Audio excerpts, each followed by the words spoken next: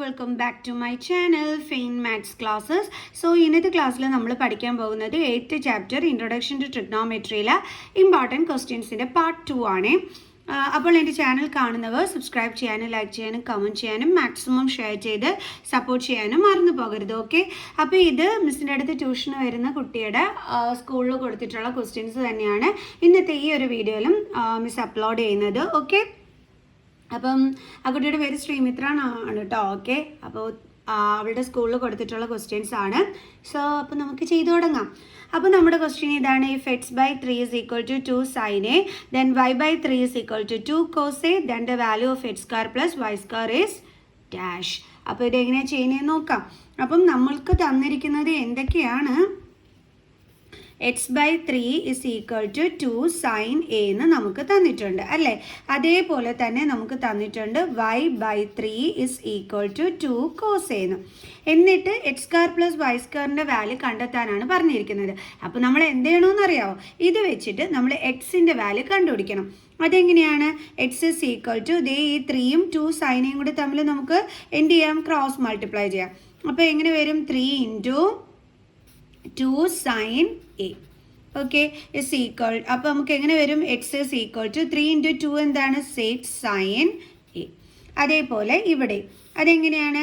ഇവിടെയും നമുക്ക് ഇതും കൂടി തമ്മിൽ മൾട്ടിപ്ലൈ ചെയ്യാം. അപ്പോൾ y is equal to 3 into 2 cos A is equal to 3 into 2 എന്താണ്? 6 കോസ് എ. ഓക്കെ, കണ്ടില്ലേ? 3 ഇൻറ്റു 2 6, ദെൻ കോസ് എ. അപ്പോൾ ദേ നമുക്ക് എക്സിൻ്റെയും കിട്ടി, വൈയുടെയും വാല്യൂ നമുക്ക് കിട്ടി. എന്താണ് നമ്മളെടുത്ത് കണ്ടുപിടിക്കാൻ പറഞ്ഞിരിക്കുന്നത്? X square plus y square എന്താണെന്നാണ്. അപ്പോൾ എക്സിൻ്റെ വാല്യൂ ഉണ്ടല്ലോ, അതെന്താണ്? 6 സൈൻ എ. അപ്പോൾ അതിൻ്റെ സ്ക്വയർ പ്ലസ് അടുത്തത് വൈ സ്ക്വയർ, വൈയുടെ വാല്യൂ എന്താണ്? 6 കോസ് എ. അപ്പോൾ അതിൻ്റെ square. Okay, is equal to 6ൻ്റെ സ്ക്വയർ എന്താണ്? 36. സൈൻ എയുടെ സ്ക്വയർ എന്താണ്? Sign square A. പ്ലസ് അടുത്തത് 6ൻ്റെ സ്ക്വയർ എന്താണ്? 36. കോസ് എയുടെ സ്ക്വയർ എന്താണ്? Cos square A. അപ്പോൾ രണ്ടിടത്തും 36 ഉള്ളതുകൊണ്ട് നമുക്ക് എന്ത് ചെയ്യാം? 36നെ കോമൺ എടുക്കാം. ഇനി ഇവിടെ ബാലൻസ് എന്താ ഉള്ളത്? Sine square A. പിന്നെ എന്തുണ്ട്? Plus sine. ഈ 36 ദേ നമ്മൾ പുറത്തെടുത്തു. ബാക്കി ഇനി എന്താ ഉള്ളത്? Cos square A. So is equal to 36 into sin square a plus cos square a. Trigonometric identity എന്താ പഠിച്ചിട്ടുള്ളത്? 1 ആണല്ലേ. അപ്പോൾ നമുക്ക് എഴുതാം 1. അപ്പോൾ 36 into 1 എത്രയാണ് ആൻസർ? 36. അപ്പോൾ നമ്മുടെ x square plus y square is equal to എത്രയാണ് ആൻസർ? 36. ക്ലിയർ? ഇനി നമുക്ക് അടുത്ത ക്വസ്റ്റ്യൻ ചെയ്യാം. അപ്പോൾ അടുത്ത ക്വസ്റ്റ്യൻ ഇതാണ്: solve the equation for theta cos square theta by cot square theta minus cos square theta is equal to 3. അപ്പോൾ നമ്മളിത് എങ്ങനെയാണ് ചെയ്യുന്നത്? Cos square theta is equal to ഇതും കൂടി തമ്മിൽ ക്രോസ് മൾട്ടിപ്ലൈ ചെയ്യാൻ പറ്റും. അതായത് 3 കൊണ്ട് നമ്മൾ cot square theta minus cos square തീറ്റേനെ എന്ത് ചെയ്യണം? ഇൻറ്റു ചെയ്യണം. So cos square theta is equal to 3 കൊണ്ട് നമ്മൾ കോട്ട് സ്ക്വയർ തീറ്റേനെ ഇൻറ്റു ചെയ്യുമ്പോൾ എന്താ വരുന്നത്? 3 കോട്ട് സ്ക്വയർ തീറ്റ മൈനസ് 3 കൊണ്ട് നമ്മൾ എന്ത് ചെയ്യണം? കോസ് സ്ക്വയർ തീറ്റേനെ ഇൻറ്റു ചെയ്യണം. അപ്പോൾ എന്ത് കിട്ടും നമുക്ക്? 3 into cos square theta 3 cos square theta. Okay, ഇനി നമ്മൾ അടുത്ത എന്താ ചെയ്യാൻ പോണതെന്ന് വെച്ചാൽ കോസ് സ്ക്വയർ തീറ്റ, അതായത് ഇവിടെ നമുക്ക് -3 കോസ് സ്ക്വയർ തീറ്റ ഇല്ലേ, അതിനെ നമുക്ക് ഇങ്ങോട്ട് കൊണ്ടുവരാം. അപ്പം plus 3 cos square theta is equal to 3 cot square theta. അപ്പോൾ ഇവിടെ നമുക്ക് രണ്ടിടവും കോസ് സ്ക്വയർ തീറ്റ ആണ്. അപ്പോൾ ഇവിടുത്തെ കോഫിഷ്യൻ്റ് തമ്മിൽ ആഡ് ചെയ്തൂടെ? ഇവിടെ ഒന്നും ഇല്ലെങ്കിൽ എന്തുണ്ട്? 1. സോ 3 + 1 എത്രയാണ്? 4.